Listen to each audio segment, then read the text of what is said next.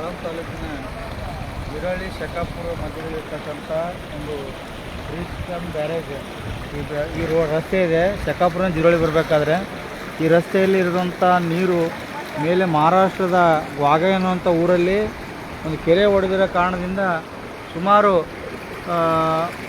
ನಿರಗೂಡಿ, ಖಾನಾಪುರ, ಜಿರೋಳಿ, ಶಕಾಪುರ ಇನ್ನಿತರ ಈ ಹಳ್ಳದ ಅಕ್ಕಪಕ್ಕದಲ್ಲಿರ್ತಕ್ಕಂಥ ಹೊಲಗಳ ಹಾಳಾಗಿವೆ. ಹೊಲಗಳ ಬೆಳೆಗಳು, ಹೊಲಗಳು, ದನ ಕರುಗಳು, ಇನ್ನಿತರ ರೈತರ ಏನು ಹೊಲದಲ್ಲಿ ದಿನನಿತ್ಯವಾಗಿ ಬಳಸುತ್ತಾರೆ ಅಂತಹ ಎಲ್ಲ ಒಂದು ವಸ್ತುಗಳನ್ನು ಹಾಳಾಗಿವೆ.